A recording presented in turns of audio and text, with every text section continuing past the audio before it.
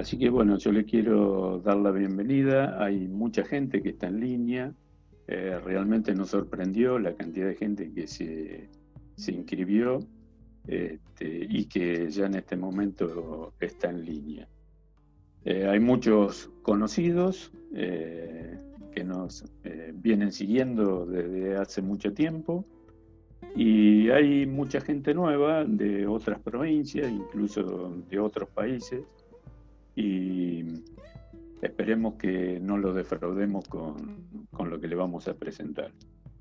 De todas maneras, si hay gente que, bueno, superamos la cantidad de inscriptos, que era un cupo de 300, y bueno, vamos a subir esta charla después en un video de YouTube y le vamos a hacer llegar la dirección para que puedan ingresar.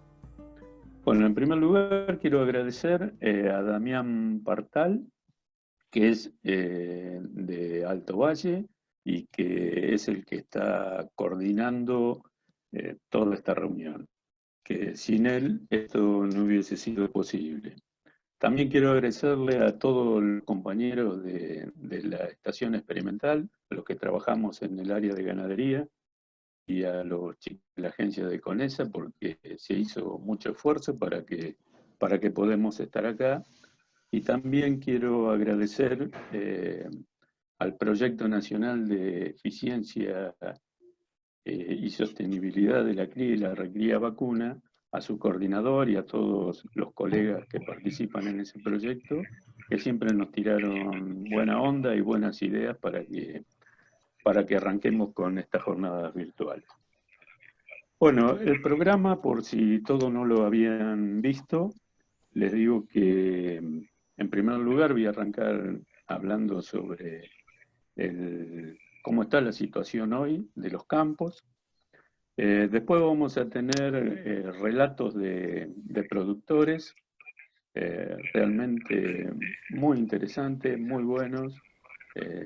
La palabra de ellos es la que ustedes viven en cada situación que la cosa no viene bien. Y después va a estar el biólogo Juan Martín Traverso, un compañero de trabajo, que va a hablar sobre qué pasa con los vientres cuando hay problemas de nutrición y cuando la restricción se pone más severa, qué sucede después con las crías. Y por último va a estar Gabriela Garcilaso, que nos va a tirar algunas estrategias de qué hacer en situaciones complicadas. Digamos, cómo podemos ayudar a los vientres para que tratar de salir bien parados en esta instancia. Bueno, otra cosa que les quiero decir, que todas las preguntas que ustedes quieran hacer, las pueden hacer por el chat que tienen en sus pantallas. Nosotros vamos a tratar de resumir los temas más importantes para poder contestárselas. De todas maneras, si las respuestas las vamos a dar al final de la charla. Y si quedasen preguntas sin contestar, nos vamos a comunicar con cada uno de ustedes, es nuestro compromiso, y le vamos a llegar una respuesta y va a ser una manera de continuar comunicados.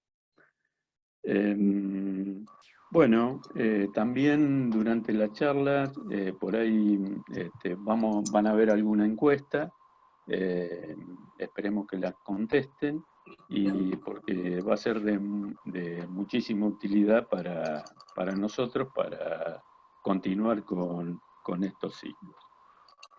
Bueno, dicho todo esto,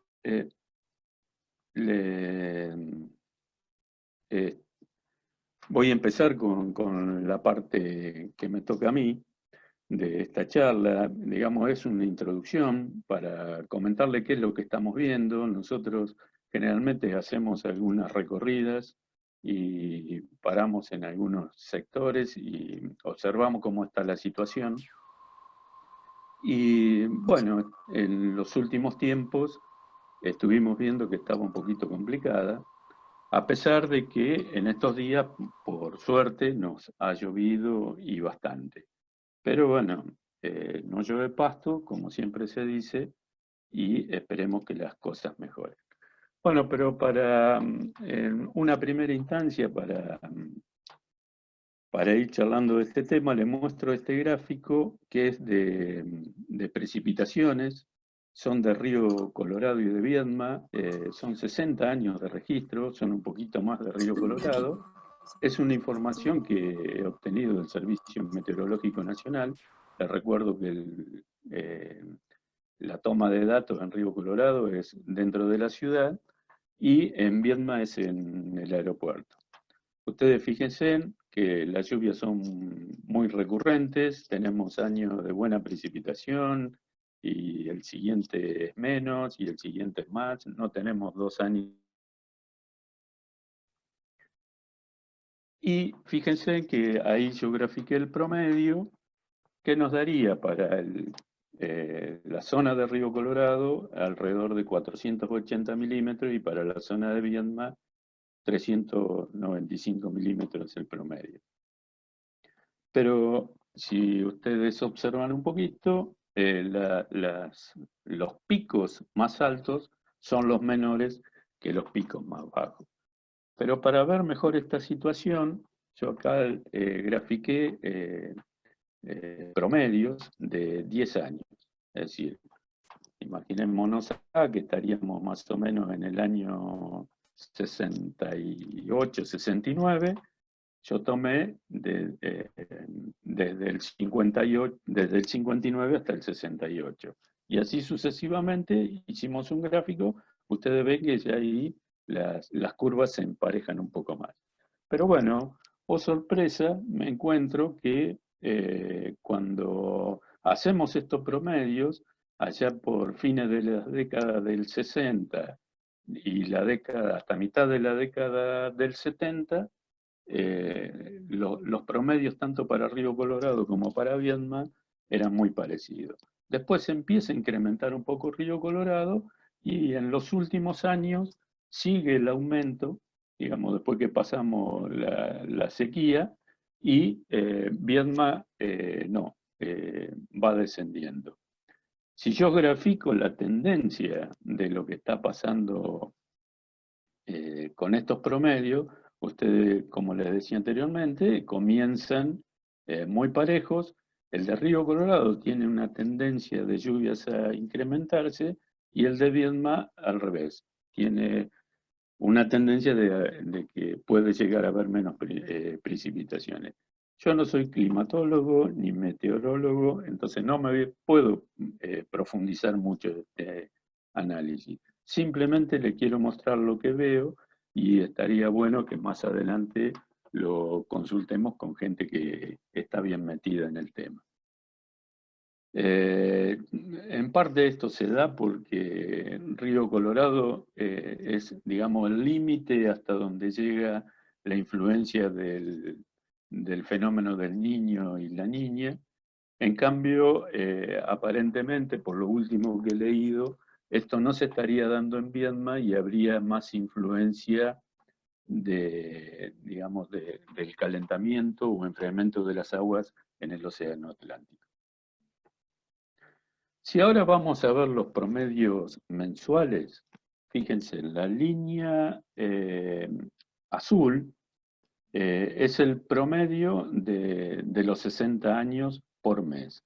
Tenemos un buen pico en marzo, al inicio del otoño, después desciende en el invierno y tenemos otro pico interesante en el mes de octubre.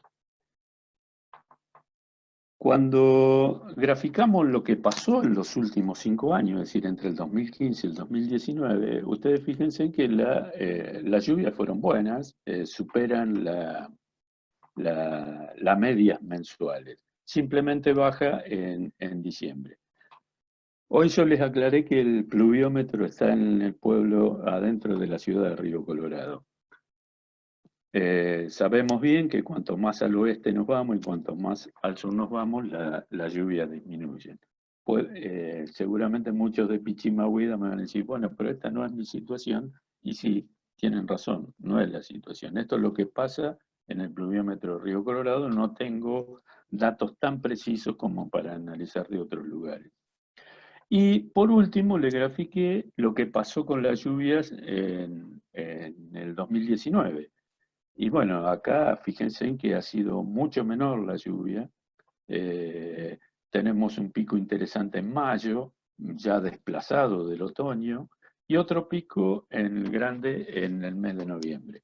Pero casi todos los meses están muy por debajo de la media. ¿Qué pasó en Viedma? Bueno, en Viedma, digamos, la curva del promedio mensual eh, tiene también un pico en marzo, no tan acentuado como es el de Pichimahuida, y los demás meses son bastante parejos. Cuando grafico los últimos años, tengo que también la lluvia está un poquito desplazada hacia el mes de mayo, hacia el invierno. Después, otra vez se supera en agosto y por último, ahí se supera en noviembre. Si nosotros miramos esto, podríamos decir que no es tan grave la cosa. Pero cuando vemos lo que sucedió en el 2019, ahí no, también sucede algo parecido que en Pichimahuida. Tenemos muchos meses de cero precipitaciones o con precipitaciones muy bajas. Ahora bien, ¿la culpa es solo de la falta de lluvia o también tenemos algunos otros parámetros que inciden? Y bueno, nosotros hace rato que venimos bastante preocupados qué pasa con la carga animal. En este caso, en este gráfico muestra la cantidad de vacas que hay en la provincia de Río Negro. El 2007 era el pico máximo conocido antes de la sequía. Estábamos alrededor de 340.000 vientres. Fíjense que, bueno, vino la gran sequía, disminuyeron la cantidad de vientres, volvimos a empezar a recuperarlos, hasta que en el 2017 igualamos lo que pasaba en el 2007. Y en el 2018 ya lo superamos ampliamente, ya se pasaron los 350.000 vientres. En el 2019 bajan un poquitito, pero acá les quiero aclarar que todos estos datos anteriores, digamos, del 2007 al 2018, son emitidos por SENASA en el mes de marzo. Y este dato es del mes de diciembre. Eso puede llegar a influir en que haya bajado un poco. Pero de todas maneras no es muy significativo. Nosotros se había hecho un cálculo en una oportunidad, Daniel Miñón con Tabaré Vaz y Miguel Silva hicieron un trabajo donde la media que podría llegar a resistir nuestro ambiente de secano estaría muy próxima a los 340.000 vientres, más o menos. Bueno, si graficamos la carga, está hecho en vacas por hectárea. En el 2015 teníamos 0,05 vacas por hectárea y la carga se fue incrementando a medida que pasaron estos últimos años y en Adolfo Alsina superó la carga en vacas a Pichimahuida. Eso no quiere decir que no haya más carga en Pichimahuida, tal vez lo haya porque acá no está considerada toda la hacienda más liviana, digamos, Novillito, Vaquillona, todo lo que sería eh, la recría. Esto significaría más o menos para aquella época, en el 2015, no es tan lejos, 19 hectáreas por vaca, traduciendo esto. Y en la actualidad estamos hablando de 16 hectáreas por vaca en Pichimahuida y 13 hectáreas por vaca en Adolfo Alsina. Si comparamos esas cargas con las lluvias que se produjeron en estos últimos 5 años, fíjense que en Viedma tenemos 3 años que estarían un poco por debajo de los promedios y sin embargo las cargas siguieron aumentando. En Río Colorado la lluvia recién decae fuerte ahora en el 2019, lo que tal vez en el 2020, espero que no ocurra, haya que disminuir las cargas. Bueno, a raíz de todo esto que le he estado mostrando, nosotros nos encontramos con situaciones de este tipo. No sé cuán buena es la foto, pero como podrán ver, hay muy poco pasto, prácticamente nada que la vaca pueda aprovechar. Y esta situación es bastante compleja si consideramos que todo un establecimiento, los postreros se encuentren de esta manera. Bueno, yo no me voy a extender más porque en la última charla Gabriela les va a comentar qué hacer en cada situación. Eh, Otra situación que podemos encontrar después de estas lluvias, de esta abundante lluvia que hubo en los últimos días, es esto un campo así con poco volumen de pasto, pero con mucho verde, ¿no? Lo que comúnmente el productor llama el verdín, que nace después de la lluvia. Esta situación es peligrosa para los animales, principalmente para las vacas, que puedan ingerir solamente ese verdín, y eso le causa lo que se conoce como la hipomagnesemia. Es decir, ese tipo de pasto tiene mucha cantidad de proteínas, tiene poco magnesio y encima el nitrógeno compite con el magnesio en la absorción intestinal y genera que después haya trastornos nerviosos, las vacas se caen y llegan a la muerte inclusive. En estos casos lo que conviene, ya lo va a comentar Gabriela también, es poner saladeros y que los animales tengan acceso a sales minerales, principalmente con contenido de magnesio. Y otra situación que podemos encontrar es esta, así en la apariencia, muy buen volumen de pasto, pero está todo seco. Acá uno ve esto y se pone contento y dice, bueno, acá este potrero tiene tantas hectáreas, voy a echar tantas vacas y van a estar X cantidad de tiempo. Resulta que al poco andar nos damos cuenta que ese tiempo no era tal porque las vacas con el pisoteo van volteando ese pasto seco y no tienen mucho más para aprovechar. Encima la alimentación o la calidad de ese alimento es bastante mala.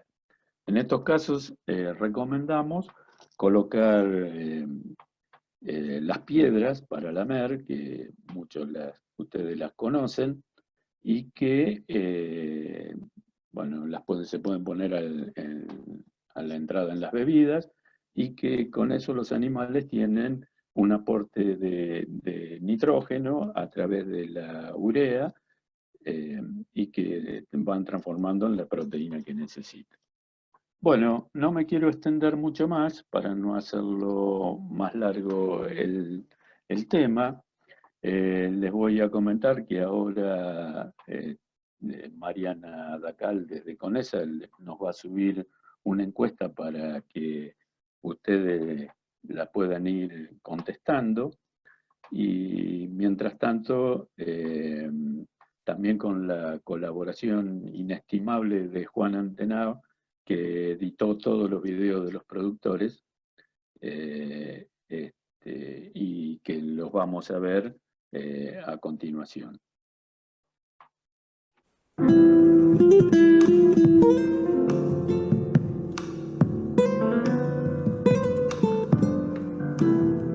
Hola a todos, yo soy Nora Lavallén. Tengo junto con mi hermana un campo que está ubicado en la localidad General Conesa, provincia de Río Negro. Ese campo tiene una extensión de 3 leguas y media. Tiene un sector que corresponde a Costa del Río, y el resto está dividido por una ruta provincial. El sector que no es Costa del Río está dividido en 4 cuadros. Voy a comentar por ahí cuál fue la experiencia que nosotros vivimos con la última gran sequía. En realidad, en aquel momento, el que vivía mi padre ya era una persona mayor, pero él era el que tenía la administración del campo. Nosotros ya estábamos involucrados con el tema de la producción. Viendo que no llovía y que las perspectivas de lluvia eran nulas, lo que decidimos fue vender vacas. En realidad nos estábamos descapitalizando, pero bueno, no nos quedaba otra. Las vacas estaban muy flacas. Cuando vos si las pasabas por la manga o las movías mucho, se caían y no se levantaban más. La tenías que terminar matando. Era una situación, unos momentos muy, muy difíciles y muy tristes.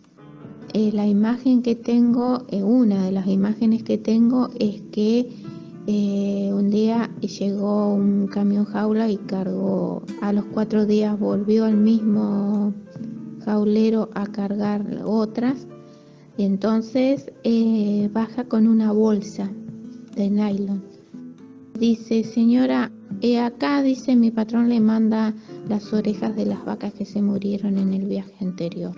Era un momento que había que tomar decisiones, y que el futuro de uno y de la producción en ese momento también dependía de la decisión, de lo acertada o no que fuera esa decisión que se tomaba.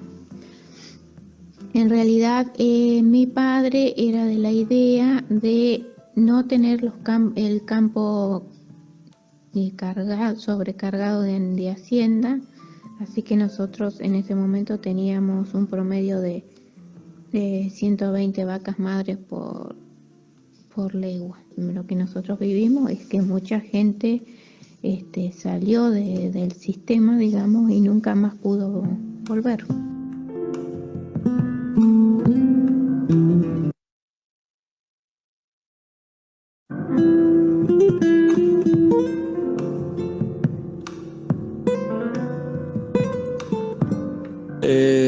Con respecto al pasto, prácticamente no hay nada. Está seco ahora, recién se ha querido reverdecer algo. Y las vacas, bueno, están todas en condición corporal 4, 5. Puede haber alguna un poquito mejor, pero bueno. De hecho ya van 8 muertas. Así que, bueno, bastante triste el panorama, la puta. Tengo ahí unos terrenos encerrados que me debe quedar comida para un mes, así que estoy viendo la posibilidad de vender todo lo macho y dejarme las hembras para reponer, porque calculo que se van a quedar unas cuantas en el camino.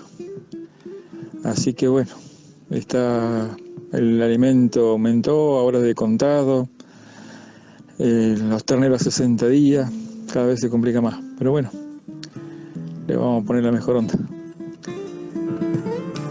Hola, mi nombre es Gustavo Zubieta, soy de Río Colorado, productor ganadero. Dentro de la ganadería lo que hacemos es cría. Que comentar en un breve video las decisiones que tomamos en la sequía que fue del 2007 al 2010. Las decisiones que se tomaron es lo que se venía haciendo, pero en forma más estricta quizás. Nosotros siempre veníamos haciendo un destete precoz quizás a las vaquillonas. Ahora en ese momento se le hizo a casi todo el rodeo. Se vendían las vacas viejas. El mercado de las vacas viejas era muy, muy duro, mucho más que ahora, donde no valía la pena casi comercializarla. Salimos con vacas afuera y lo que hicimos fue apostar a dejar un número de terneras. Hicimos una prueba en una chacra bajo riego, otras fueron a la zona de Viedma y Devi, una experiencia con el INTA. Y creo que hoy para contar es eso lo más relevante, siempre la reposición en nuestro sistema. Hay que tenerlo en cuenta, creo que no hay que olvidarse de la reposición por más que los tiempos sean difíciles, y se podrá variar en cantidad de animales, en cantidad de terneras, quizás en el tiempo de entore, pero no salir del esquema o de la sistematización de dejar terneras. Nosotros siempre tenemos un manejo rotativo, nos gusta mucho la quema, tratamos de siempre de estar limpiando los cuadros que se llenan más de monte. En esos tiempos es muy difícil hacer un esquema de rotación porque el pasto se termina, no hay rebrote. En caso de que haya pasto, el pasto cumple su ciclo, queda seco. La hacienda cuando entra encima, los cuadros no duran nada porque lo pisotean, el pasto desaparece.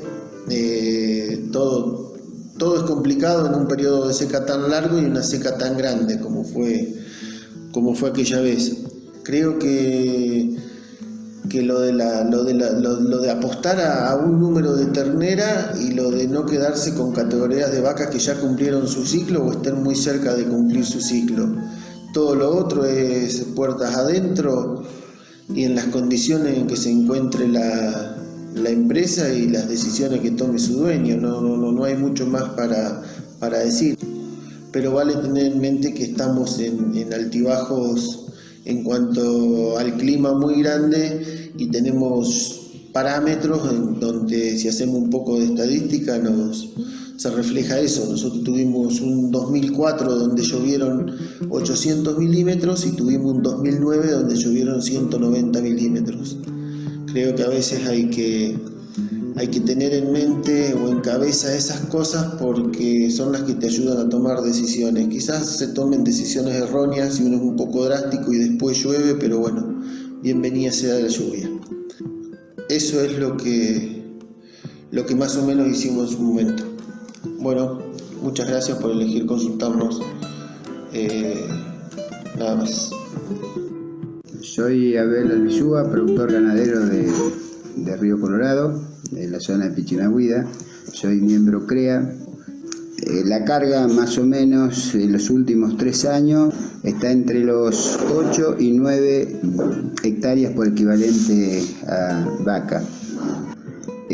Bueno, un campo completamente de cría, toda la vida se ha hecho cría, y últimamente con el tema de los engorde a corral, el ciclo completo.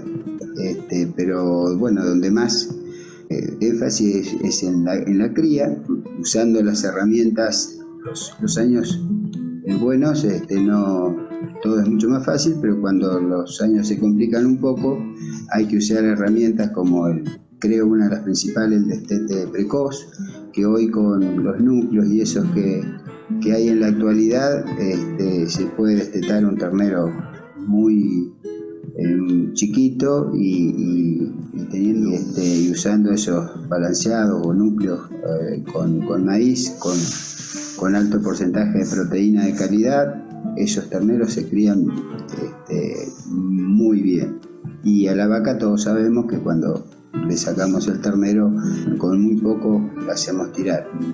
Esa es una de las principales herramientas. El destete también es importante, altas cargas por los potreros, cosa de que los animales, o sea, la mayoría, el 80% de los potreros están solos, cosa de que cuando vuelven los animales y toda la condición de pasto que encuentren es de buena calidad porque es pasto nuevo. La idea siempre es tratar de mantener el estado corporal de la vaca en buen estado, cosa de que las preñeces sean en el tiempo indicado para poder tener un buen ternero al destete. No es lo mismo un ternero nacido en el mes de julio a unos nacidos en el mes de diciembre, que a los 6 meses pesa 50 kilos menos.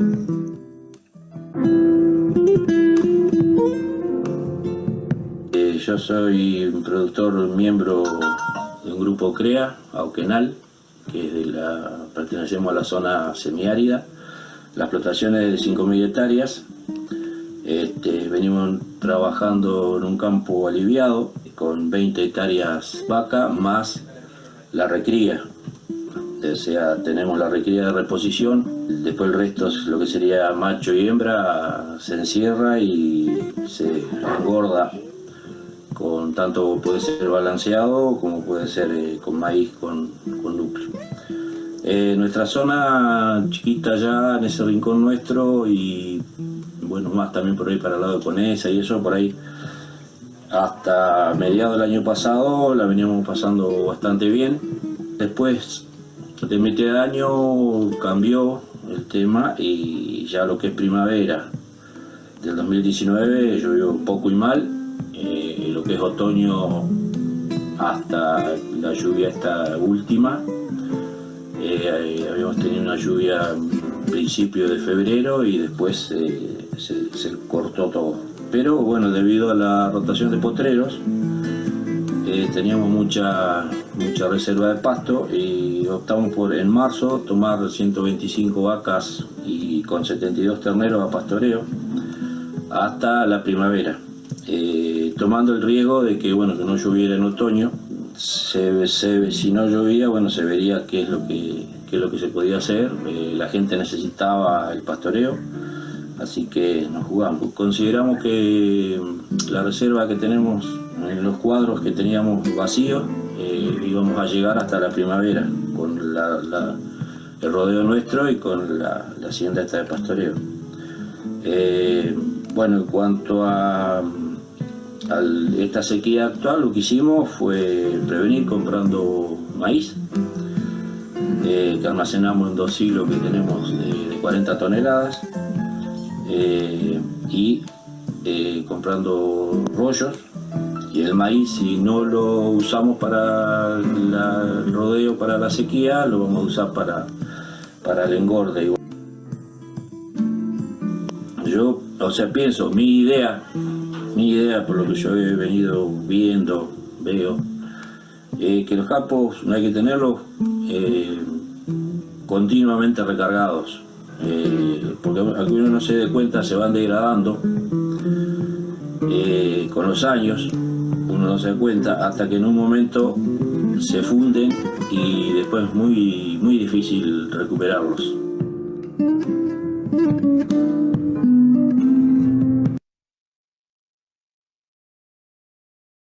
Bueno, como habrán podido ver, son testimonios muy interesantes que han emitido los productores, a quienes realmente le quiero agradecer de corazón porque son todos conocidos y realmente cuando le hemos hecho la propuesta no tuvieron ningún problema, aceptaron, se prestaron para hacer estos videos y realmente con la poca tecnología que teníamos a mano, espero que ustedes lo hayan podido disfrutar. También quiero agradecer a otros productores que quedaron en sala de espera y que, bueno, no podíamos ocupar tanto tiempo. Bueno, ahora le voy a ceder la palabra al biólogo Juan Martín Traverso, que, como les contaba al principio, hicimos una experiencia muy interesante en el área de ganadería, tratando de simular lo que pasa en un campo de nuestra región cuando los animales se van quedando sin pasto. Así que, bueno, Juan, esperemos que compartas esta experiencia con nosotros. Bueno, gracias Daniel por la introducción. Buenas tardes a todos. Bueno, como les decía, esto va a ser una presentación bastante breve en la que les voy a contar un poco cuáles pueden ser las consecuencias esperables o que podemos observar de una deficiencia en la alimentación de la madre, de una vaca preñada, sobre la cría. Lo que nos interesa es ver qué le pasa a la cría cuando la madre no come adecuadamente. Lo primero que vamos a considerar son cuáles son las posibles influencias en el desarrollo de un feto, de que nuestro ternero se desarrolle de modo óptimo o no. Podemos considerar factores genéticos, o sea, los genes que va a recibir de sus padres, del toro y de la vaca, y factores ambientales, entre los cuales podemos mencionar la nutrición, el estrés, las enfermedades, la temperatura. Estos factores, hay muchos sobre los cuales nosotros tenemos algún grado de control. Por ejemplo, el estrés, el tipo de manejo que hacemos con los animales en nuestro establecimiento, las enfermedades, el tipo de manejo sanitario. Pero en esta charla nos vamos a enfocar en la nutrición. Entonces, lo que hicimos para entender un poco mejor cómo puede afectar la nutrición de la madre a las crías, fue diseñar un ensayo en el que partimos de un grupo de vacas preñadas lo más homogéneo posible. ¿Qué quiero decir con lo más homogéneo posible? Que eran vacas lo más parecidas posibles en edad, en peso, en condición corporal y en frame, en tamaño. Además, fueron vacas todas inseminadas por el mismo toro, por inseminación artificial, con lo cual nos aseguramos que la fecha de la preñez, la fecha de la concepción, era muy homogénea también. Entonces, ¿qué hicimos? Ese grupo de todas esas vacas preñadas, al azar lo dividimos en dos. Nos quedaron dos grupos de 12 vacas. El grupo testigo fue un grupo en el que las vacas, durante todo el periodo de la gestación, recibieron el 100% de los requerimientos nutricionales. Comieron todo lo que necesitaban para llevar a cabo una preñez correcta. En el otro grupo, que vamos a llamar grupo restringido, fue todo igual, excepto que en el segundo tercio de la gestación recibieron el 70% de los requerimientos nutricionales esas vacas. Bueno, acá hay algunas cosas, algunos elementos para mencionar, para entender el porqué de esto, ¿no? Tal vez lo más importante sea mencionar que, bueno, cuál es la lógica detrás de este ensayo, por qué decidimos hacer esto. Idealmente, si yo soy productor, voy a decidir o a planificar mi servicio, el momento del entore, de modo tal que mi mayor oferta forrajera coincida con el momento en el que las vacas van a estar con el ternero al pie, que es el momento de mayor requerimiento de energía y de nutrientes. La vaca tiene que tener mucho acceso a nutrientes para poder criar correctamente su ternero. Entonces, en los campos de nuestra región, en los campos de secano, lo que ocurre es que si planificamos de ese modo, las vacas van a estar preñadas en el verano, y va a ocurrir que van a estar preñadas, y se van a ver confrontadas a una situación en la que tal vez la oferta de forraje no sea muy deficitaria en cuanto a volumen, o en cuanto a cantidad, que es un poco lo que mencionaba Daniel hace un rato en una de esas fotos, pero sí en cuanto a calidad. Va a ser pasto seco, que va a aportar poca energía y poca proteína. Bueno, eso por un lado. Por otro lado, ¿por qué el segundo tercio de la gestación? De acuerdo, como les decía antes, de acuerdo al momento del entore, esta restricción, este pasto malo, puede caer en el primer tercio, en el segundo, en el tercero, bueno, depende de en qué momento sea. Nosotros decidimos hacer la restricción en el segundo tercio porque nos interesaba ver qué pasaba a nivel del desarrollo muscular de los animales. En esa etapa del desarrollo fetal, en el segundo tercio de la gestación, es cuando se desarrolla el músculo. Entonces, bueno, por eso lo queríamos ver ahí. ¿Y por qué este 70%? ¿Por qué no decidimos que fuera un 50 o un 85 o cualquier otro valor? Bueno, porque consideramos que ese nivel de restricción probablemente representaba de un modo bastante fidedigno lo que los productores encuentran en sus campos realmente. Entonces queríamos ver eso. Bueno, esta es la estructura del ensayo, y la idea era ver qué ocurría con los terneros del momento del parto en adelante. Entonces, lo que hicimos fue seguir perdón, en esta diapo lo que vemos son las diferencias entre las dos dietas. Se ve que la dieta del grupo restringido tenía un aporte menor en energía y en proteína. Y también lo que podemos ver es que todas las vacas, al inicio del ensayo, que sería acá, en el momento de la inseminación, estaban todas con una condición corporal de 5, en la escala 1 a 9, que bueno, después Gaby se va a explayar un poco más en esto, pero nosotros consideramos que es una condición 5, 5,5, es la condición óptima para arrancar una preñez. Y lo que vemos es que en el grupo testigo, que fueron vacas que comieron lo que necesitaban durante toda la gestación, la condición corporal se mantuvo y llegaron al momento del parto con esa condición corporal de 5. En el grupo de vacas restringidas, lo que ocurrió es que al momento de la restricción hubo una caída, una merma en la condición corporal. Obviamente esto no fue inmediato, ¿no?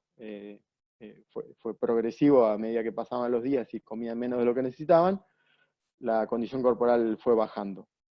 En el tercer tercio de la gestación, cuando todas las vacas volvieron a comer exactamente lo mismo en el mismo lugar, las del grupo restringido siguieron manteniendo esa condición corporal que había disminuido un poco. O sea que volver a comer, volver al 100% de los requerimientos no fue suficiente para levantar la condición corporal, porque evidentemente mucha de esta energía está yendo al feto en ese momento. Así que bueno, ahora sí vamos a los resultados. En este cuadro lo que podemos ver es la evolución del peso de estas crías nacidas de este ensayo, en el momento del parto, al destete, al año de vida o al momento de la faena. Acá, bueno, evidentemente como la escala va de 0 a 500, las diferencias de peso en el parto es como que casi no son visibles. Había diferencias menores que se vieron manifestadas de un modo más claro, más acentuado, al momento del destete y al año de vida. Sobre todo en estos dos casos, la diferencia es de alrededor de un 10-12%. Estas diferencias también siguieron presentes al momento de la faena, con unas diferencias de peso de un 4 o 5%. Pero bueno, esto tal vez es por ahí el parámetro más evidente o el primero en el que uno piensa, pero no es lo único que se vio afectado en estos animales. También vimos que el área de ojo de bife, medida por ecografía, era diferente. Bueno, yo me olvidé de decirles en la diapo anterior, pero creo que está bastante claro. Las barritas rojas son el grupo restringido y las azules el grupo testigo. Les decía, el área de ojo de bife, también se ve que hay una diferencia de tamaño en esa área muscular entre el grupo testigo y el grupo restringido. Después también medimos otros parámetros que no les muestro con valores numéricos ni con gráficos, pero que también se vieron, fueron comunicados por otros grupos de trabajo y está como establecido, y es que los animales que durante su gestación sufrieron alguna malnutrición tienen una proporción de músculo y grasa alterada respecto a los animales que fueron nutridos correctamente. En los animales en los que tuvieron un déficit nutricional, lo que se ve es que hay más grasa y menos músculo, proporcionalmente, ¿no? Esto iría en la misma línea de lo que mostré en la diapositiva anterior del área de ojo de bife.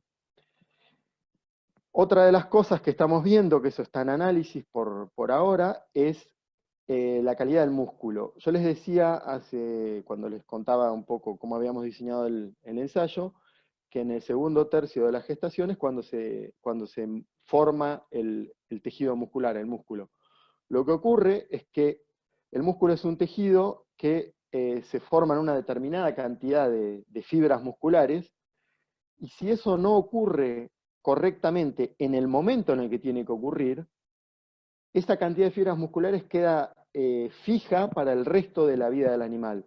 Ese animal puede comer bombones y alfalfa peleteada por el resto de su vida y no va a aumentar el número de fibras musculares. Entonces esta es una de las cosas que queremos ver. Y bueno, por último, ver la heredabilidad de estas cuestiones. O sea, la idea es ver, porque hay algunos trabajos que sugieren esto, la idea es ver si, por ejemplo, una hembra que durante su vida fetal sufrió una malnutrición, de algún modo está programada o va a tener alguna tendencia de transmitir esto a su progenie, a los hijos que va a tener más tarde. Bueno, eso sería todo por mi parte. Estos son unos breves ejemplos de qué se puede esperar en las crías cuando las madres no comen correctamente. Así que ahora le paso la posta a Gaby, que les va a decir, les va a hablar de algunas estrategias para lidiar con estas cuestiones. Y bueno, les agradezco por su atención. Bueno, muchísimas gracias, Juan. Realmente muy buena tu presentación. Estuve mirando un poquito el chat. No veo tantas preguntas. Yo le diría que se animen porque seguramente le tenemos que dejar alguna duda. Así que no se hagan problema, pregunten. Sí, de Nosotros todos modos vamos a tratar estar de todos responder. conectados y podemos responder más tarde también. Perfecto. Bueno, para continuar, vamos a seguir con Gabriela Garcilaso, ingeniera agrónoma, Gaby para todos los amigos. Es nuestra especialista en nutrición, en la experimental.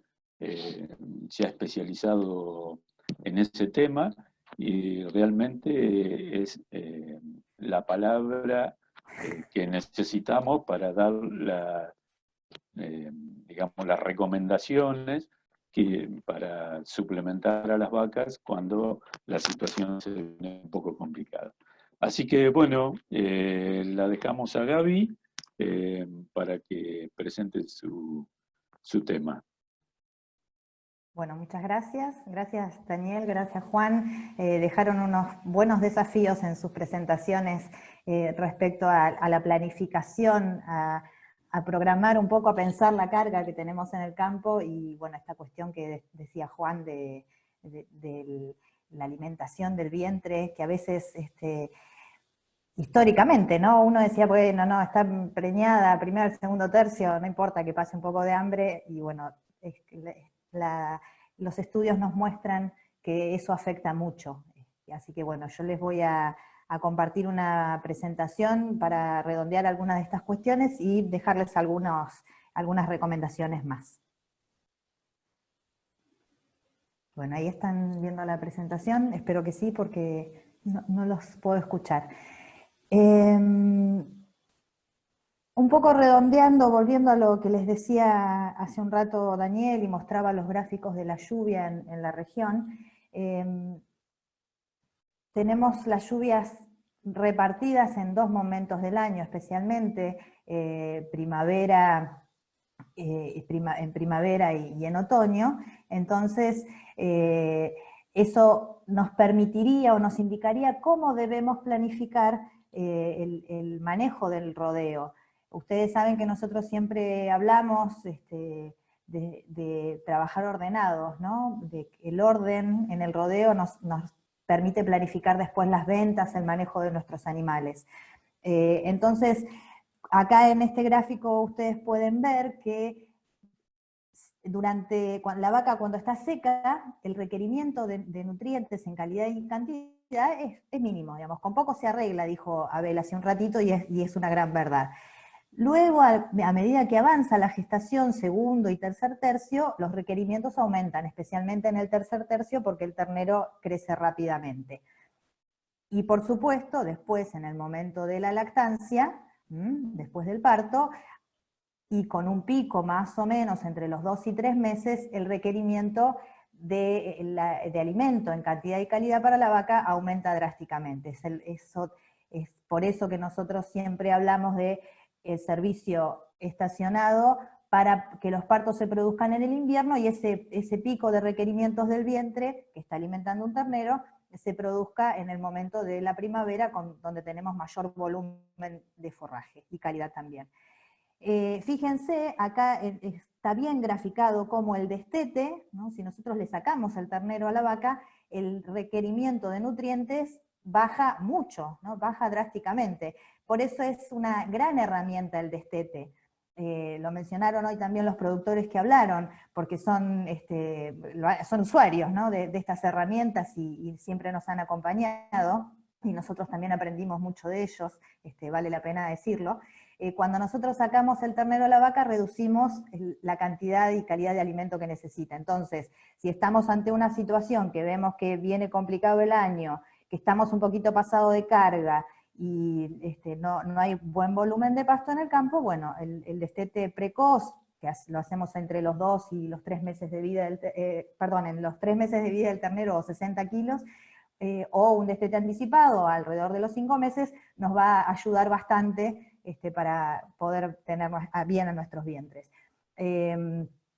Hablé hace un ratito del orden, ¿no? De mantener el orden, una herramienta también que tenemos que utilizar, y estaba en la encuesta que pasó hace un ratito, es el tema del tacto, ¿no? ¿Para qué nos sirve hacer tacto? Nos sirve para saber qué cantidad de animales están preñados, y de esa manera poder tomar decisiones. Bueno, al tacto deberíamos eliminar todos los animales que están vacíos, las vacas que repiten celo y no se preñan, las vacas cut, las vacas que no tienen diente. Bueno, no hace falta que enumere todo, porque ustedes en general lo conocen, pero en algún momento hay que tomar la decisión de dejar solo los vientres productivos en el campo. Otra herramienta que también utilizamos, y lo mencionaron también hace un ratito Juan y algunos de los productores, es la medición de la condición corporal. Hay 2 escalas de medición corporal, una va de 1 a 5 y otra va de 1 a 9. En nuestra región, habitualmente, y desde hace muchos años también, venimos siempre hablando de utilizar la escala 1 a 9, ¿no? Que nos permite, también hace un ratito alguien preguntó, ¿no? que cuál era la escala en que mencionó uno de los productores, y es interesante que todos hablemos en el mismo idioma, por eso siempre recomendamos usar la escala 1 a 9. Para los que no han medido condición corporal, es una técnica bastante sencilla, van aprendiendo a utilizar y hacerse el ojo, primero pasando las vacas por la manga y palpando la región lumbar, y la base de la cola, y las puntas de cadera, que es como nos muestra este dibujito. Esa palpación nos permite más o menos ir viendo, imaginando cuánto músculo y cuánta grasa tiene el animal en esta región, y eso es un indicador, se toma este lugar porque es un indicador de toda la composición. Nosotros, como les decía, trabajamos con una escala 1 a 9. Una vez que uno ya hizo muchas veces esta medición de condición corporal, se va haciendo el ojo, y ya después directamente les va a pasar que las ven a las vacas en el campo, y ya se van a ir dando cuenta si veo o no las costillas, cómo veo la punta de cadera o no, y se va, las bases de la cola, y bueno, no van a necesitar estar encerrando cada vez que quieran conocer la condición corporal. Pero es una herramienta sumamente útil. Les voy a mostrar algunas fotos. Esta foto, ahí dice, bueno, es una condición corporal 2, es el tipo de animales que hoy hablaba Nora, esos animales que se caían, ¿no? que subían a la jaula pero no llegaban a destino, son los bichitos que más sufrieron en la época de sequía. Recordemos que la condición corporal 1 es una vaca que es cuero, una bolsa de cuero y hueso, y la condición corporal 9 es una vaca gorda, una vaca excedida, una vaca machorra, una vaca que seguramente la vamos a vender como gorda porque viene salteando celo más de un año tal vez, o en años muy buenos puede ser que en un año acumule tanta gordura. No es común ver una vaca 9, pero bueno, en algunos casos se ven. Pero sí, siempre son vacas que no se preñan. Entonces, bueno, si nos encontramos, nosotros recorremos el campo y vemos las vacas en esta condición, y ahí hay que empezar a decidir porque estamos mal, estamos muy mal. Esas vacas no van a soportar de ninguna manera una penuria porque ya vienen con debilidad. Entonces, bueno, o decidimos encerrarlas y engordarlas y venderlas. La vaca como especie tiene la característica que no se va a preñar si está en mala condición corporal. La vaca privilegia su mantenimiento antes que empezar a funcionar su función reproductiva, valga la redundancia. Entonces, bueno, si nosotros queremos que las vacas se preñen, tienen que estar en mejor condición, como les decía Juan hace un ratito.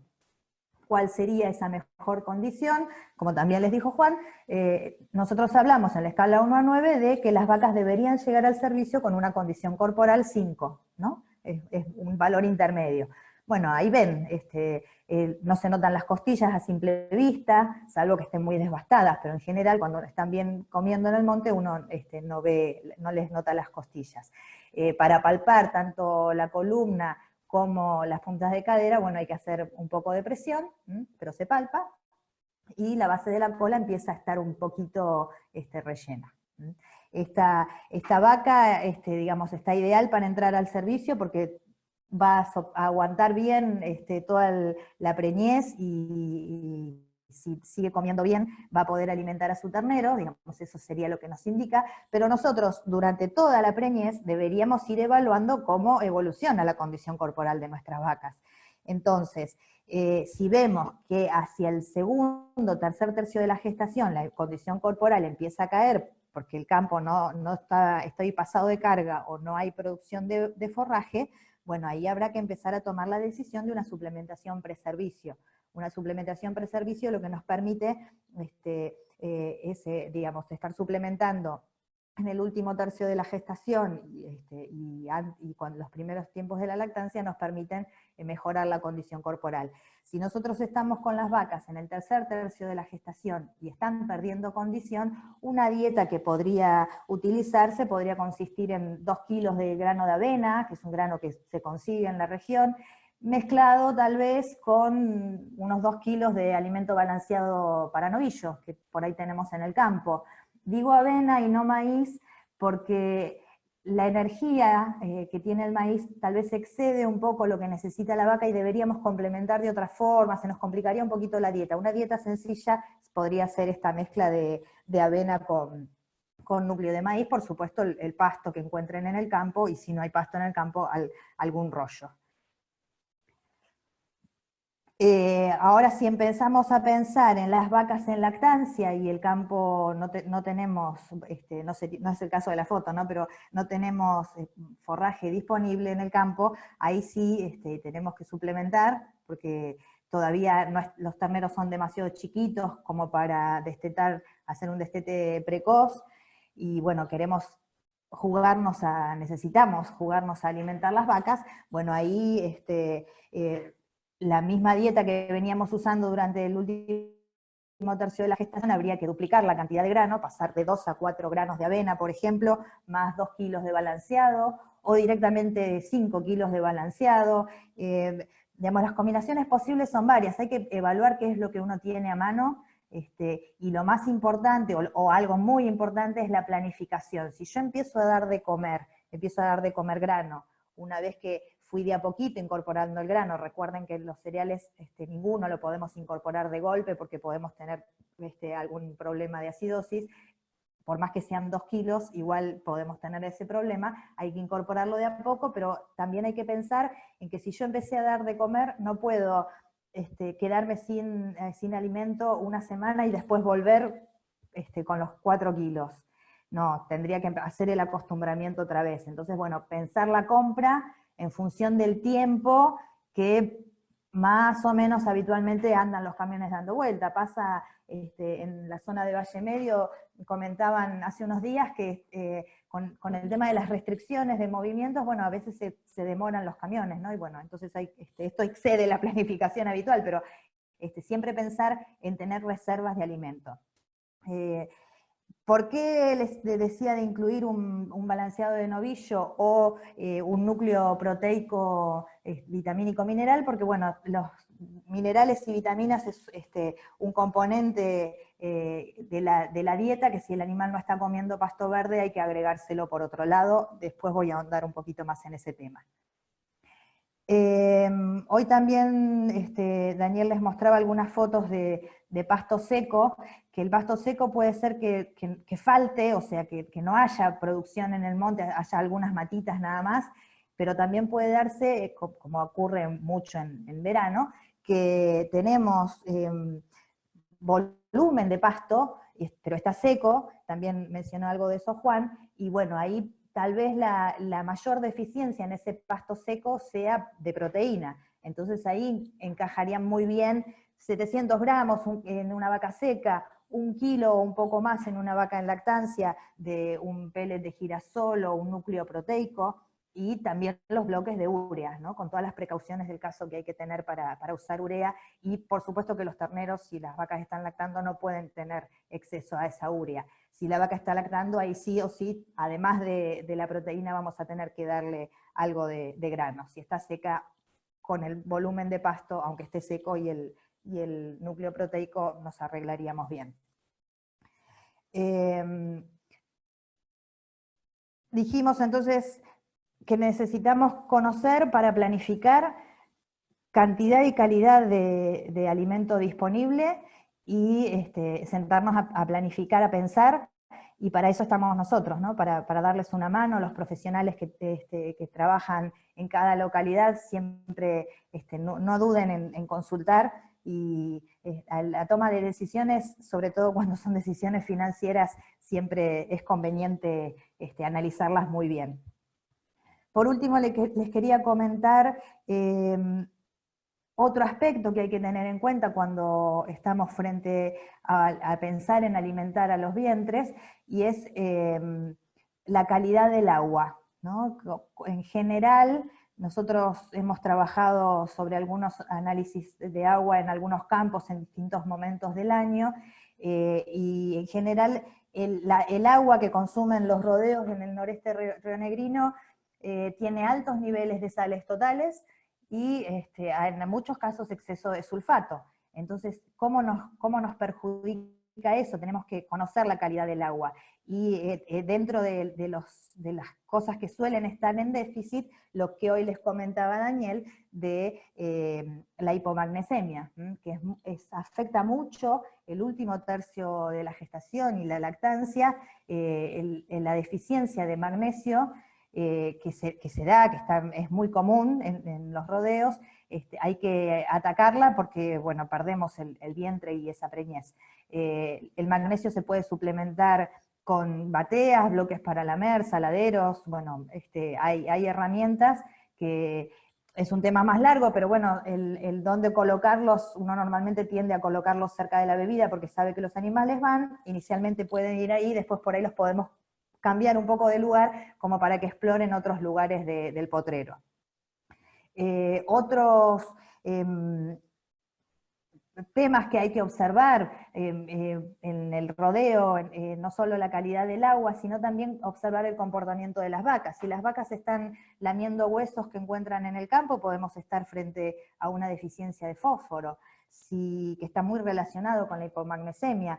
Si vemos que están lamiendo los postes del alambrado, o cualquier, una sembradora que quedó tirada ahí en el campo, bueno, puede ser que estemos ante un desbalance de sodio también. Entonces, bueno, esos comportamientos anómalos hay que observarlos porque nos pueden estar indicando que tenemos que sí o sí incluir en ese pasto seco, o en el verdín, en el caso del magnesio, los bloques para lamer. Hay otras deficiencias que encontramos, y seguramente ustedes habrán visto en los campos, porque se ve tanto el cobre como el zinc, se notan en el pelaje de los animales, y son deficiencias comunes, que en este caso también, bueno, con las piedras o los saladeros podemos solucionar la situación, pero bueno, también en casos muy extremos, que se puede ver a través de análisis de sangre, podemos aplicar un inyectable. Para calcio, para cobre y zinc podemos utilizar inyectables porque tienen órgano de reserva en el cuerpo, no el hígado, no así los otros minerales que les mencioné anteriormente.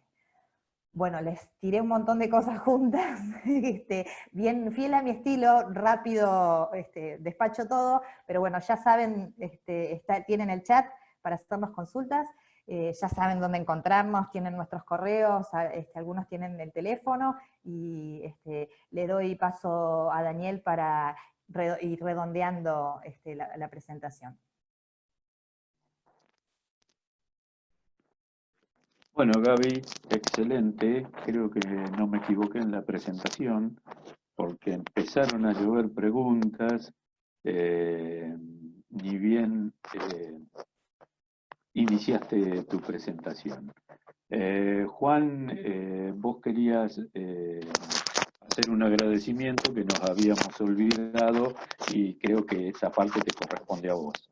Sí, por favor, con el apuro de no olvidarme de nada de las cuestiones técnicas, me olvidé de algo muy importante, que es agradecerle mucho a Marcelo Lisi y a todo el personal de la EFA, porque el ensayo lo hicimos con ellos, y si no hubiera sido por su aporte, no hubiéramos podido hacer nada, así que un gran agradecimiento. Bueno, Gaby, yo te diría que vos también habilites tu cámara, así nos preparamos para responder algunas preguntas, y yo te quería añadir, Juan, también un saludo especial para Igor Herold, sí, que está con algunos problemas de salud, y bueno, todos deseamos que pronto otra vez esté trabajando a la par nuestra. Bueno, ¿están preparados para las preguntas? Yo casi que no tengo ninguna, así que hace rato que no van a doy ir un examen, para ustedes. Bueno, va a ser tipo un examen. Vamos a empezar con Juan. Una de las preguntas dicen si hay datos posteriores de preñez de las vacas, y bueno, anda contestando esa mientras tengo otra ahí enseguidita. No, estos ensayos son medio a mediano o largo plazo, y bueno, una cosa que no mencioné es que estos resultados son del primer ensayo que hicimos hace unos días, la semana pasada. Se faenaron los animales de la repetición, del segundo ensayo, pero todavía no, habría que esperar que las vaquillonas nacidas del primer ensayo se preñen y que los hijos, que digamos que las crías nazcan, como para evaluarlas, así que todavía no estamos en ese punto. Bueno, tengo otra pregunta enseguidita para vos, que dice, ¿cuánto tiempo pasó desde que se inició el ensayo hasta que se empezaron a ver la pérdida de condición corporal de los animales? Y eso fue progresivo. Yo creo que, si no me equivoco, alrededor de 1 mes y medio, casi 2, para que obviamente la pérdida de condición corporal fue progresiva, no es que bajó un punto y medio de golpe. Fue progresivo. Creo recordar que al 1 mes y medio más o menos ya era, o a los 2 meses ya era bastante evidente. Bueno, para Gaby, momento de utilización, aunque lo comentaste, de las piedras con sales, pero ¿qué pasa si los animales no le pones las piedras y no, digamos, no las lamen? Eso es una pregunta más para vos, pero bueno, voy a intentar contestarla. digamos, la vaca se va a acercar a lamer de curiosa, porque son curiosas, sí, pero si necesitan minerales, si hay sobre todo deficiencia de sales minerales, o está mal el balance en el agua, las van a ir a lamer. El tema es que la encuentren, por eso en general se ubican cerca de la bebida y después se las va cambiando de lugar para que exploren otros sitios del potrero.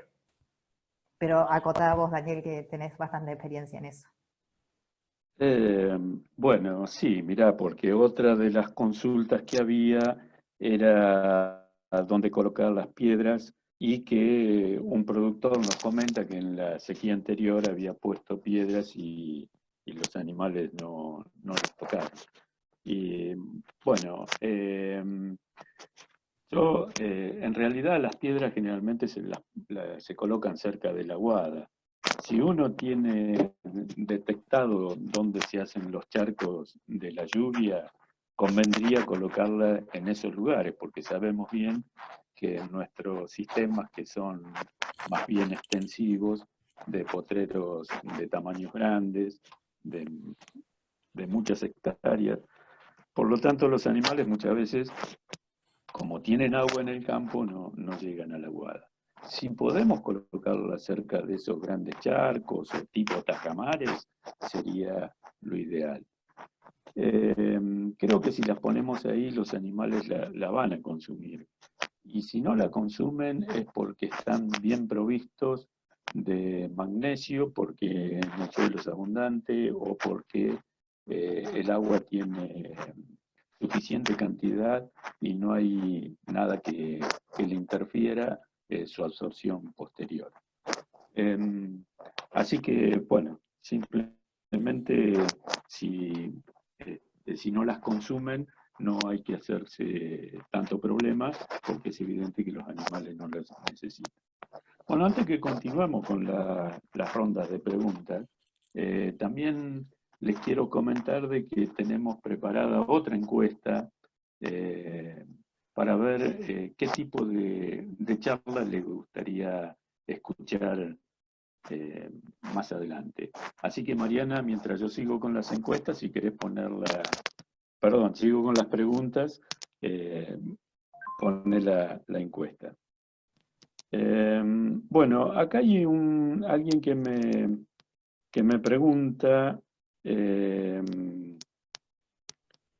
sobre si tenemos experiencias de rotación de potreros y entiendo que la pregunta está dirigida a pastoreos rotativos intensivos. Bueno, sí, yo le diría que sí a esta persona que hace esta pregunta. Incluso yo me comprometo a ponerlo en contacto con algunos de los productores que ustedes escucharon, que practican este tipo de pastoreo, porque en realidad el pastoreo no se puede hacer tan intensivo porque es muy difícil hacer muchas subdivisiones de potreros en superficies tan grandes. Eso terminaría siendo muy costoso. Pero sí hay experiencias de productores que han achicado esa superficie a expresiones bastante bajas y los resultados son muy positivos. Incluso, y esperamos en algún momento también hacer una jornada sobre los datos que hay de la chacra experimental de Patagones, donde así los potreros son de alrededor de 25 hectáreas, 26 hectáreas promedio. Por supuesto que no se manejan con muchos vientres, porque la superficie del campo no es tan grande, pero sí en esas divisiones realmente el manejo del pastizal es excelente y las condiciones de los animales son siempre superiores. Bueno, vamos a continuar a ver qué otra pregunta tenemos.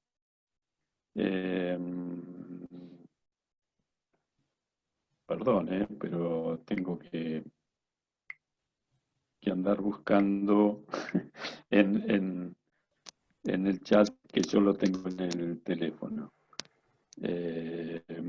Gaby, por acá alguien pregunta, ¿cuánto habría que suplementar en la vaca de cría? Vos diste algún ejemplo de algunos kilos como para ayuda, pero si tuvieras que suplementar una vaca de cría con concentrados, ¿cuánto le tendrías que dar?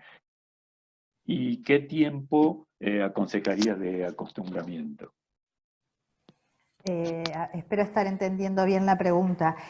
Si la vaca está en lactancia, digamos, el momento de mayor requerimiento, y queremos usar un solo alimento, podemos apelar a los balanceados de novillo. Unos 5 kilos de balanceado de engorde de novillo es lo más parecido a lo que necesita la vaca. Yo les decía hoy que por ahí no elegiría el grano de maíz, y bueno, los balanceados tienen una gran cantidad de maíz, pero como vienen también con una buena dosis de proteína y sales y minerales y algo de monensina, nos pueden ayudar, para no tener que mezclar muchos alimentos distintos. También, por supuesto, hay empresas de alimentos balanceados que hacen alimentos específicos para el pasto seco, ¿no?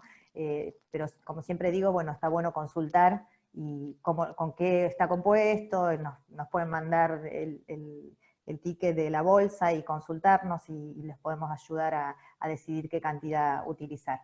Y en cuanto al acostumbramiento, por supuesto depende de la cantidad de grano grano balanceado que voy a utilizar, pero normalmente no menos de 12-15 días. Empezar de a poquito, ¿no? 300 gramos, medio kilo, ir aumentando cada 2 o 3 días hasta llegar al nivel deseado. Bien. Juan, acá consultan qué pasaría si se extendiese esa restricción alimenticia o con los vientres o con las futuras crías. Bueno, ahí lo que ocurre es que, digamos, el grado o la severidad de las consecuencias depende, por un lado, del grado de restricción y de la duración. O sea que mientras más se extienda y más severa sea la restricción, más acentuadas son digamos, las consecuencias, ¿no? Tal vez esa diferencia de peso que yo mostré sería aún más acentuada. También depende, digamos, del momento de la gestación en el que se produce la restricción nutricional, es el tipo de cuestiones que se van a afectar. Si eso ocurre, por ejemplo, en el primer tercio, muy al inicio, no voy a afectar la formación del músculo, pero tal vez se afectan cuestiones de índole reproductiva, por ejemplo, la cantidad de folículos de los ovarios o cosas por el estilo. Bueno, gracias, Juan. Bueno, acá estoy compartiendo, no sé si lo verán todos. Y No bueno, sé, los temas que les... ahora sí. ¿Lo están viendo? Bien. Sí. Los temas que les interesaría escuchar en las próximas son bastante parejos, digamos, en el resultado. Así que nos vamos a tener que poner las pilas y, y organizar todo este tipo de jornadas. Así que bueno, yo le quiero agradecer mucho a toda la gente que hizo la votación. Realmente esto para nosotros es muy valioso. Y estoy tratando de ver dónde está la primera votación. Tal vez me tendría que ayudar. Ahí apareció. Acá está. Bien. Que estamos pensando justamente, no estamos tan mal, porque el próximo tema que veníamos armando era justamente el tema de algunas experiencias de manejo del pastizal, así que está bueno ese resultado. Bueno, y acá tenemos las respuestas a la primera pregunta. Y bueno, hay muchos productores, evidentemente, que están trabajando o intentando o tratando de hacer las cosas mejor para obtener mejores resultados. Y fíjense que un 62% realiza diagnóstico de preñez y también revisa los toros. Eso es un dato muy interesante. Y bueno, y los resultados de preñez, evidentemente la mayoría está entre el 70 y el 80%. Esta pregunta nos interesaba hacerla porque si bien la primavera pasada no era tan mala, ya habíamos escuchado comentarios de algunos productores que estaban alrededor del 80% menos cuando sabíamos que eran productores que siempre superaban ese porcentaje. Bueno, este es un dato muy interesante para nosotros que lo vamos a analizar y seguramente vamos también a incorporar en futuras charlas. Bueno, ahora tengo una pregunta para mí, que me preguntan sobre los pronósticos, o qué pronóstico hay para la zona. Bueno, yo ya les aclaré durante la charla que climatólogo ni meteorólogo, pero sí les puedo aconsejar cuáles son los pronósticos que suelo ver. Hay muchos pronósticos, tanto oficiales como privados.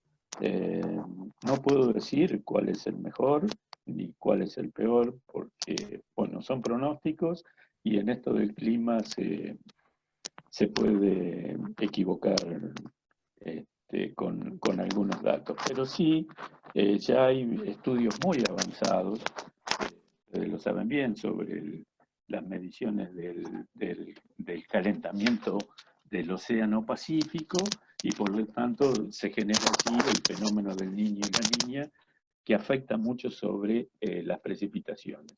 Como les decía, hoy no llega a toda nuestra región, pero sí es muy importante ese dato. Y hay un pronóstico que se emite en forma trimestral, que lo hace el Servicio Meteorológico Nacional, y que es muy interesante verlo, porque nos da una idea de lo que puede pasar en el próximo trimestre. A su vez, hay otro pronóstico que emite el Instituto de Agua y Clima, que es por 15 días, por los futuros 15 días, y lo hace sobre precipitaciones. Y nos marca mapas de anomalías. ¿Qué significa eso? Que mide la precipitación actual y la compara con el promedio de los últimos 30 años para la misma fecha. Eso nos indica cuán por debajo podemos llegar a estar en los próximos 15 días o cuánto mejor podemos llegar a estar. Y hay otro dato, ese ya es con el diario del lunes, pero que emite el DPA, que también son gráficos de anomalía, sobre cómo vienen ocurriendo las precipitaciones mes a mes. Entonces, si yo me fijo en lo que dice el DPA y miro, el gráfico de anomalía es inferior a lo normal. Si miro el de los próximos 15 días y también va a ser inferior a lo normal, y si miro el pronóstico trimestral del Servicio Meteorológico Nacional y me dice que las cosas no pintan bien, bueno, esa forma de mirar los pronósticos es lo que ayuda a tomar las decisiones. Bueno, nada más le puedo decir, yo no puedo decir si mañana va a llover o la semana que viene.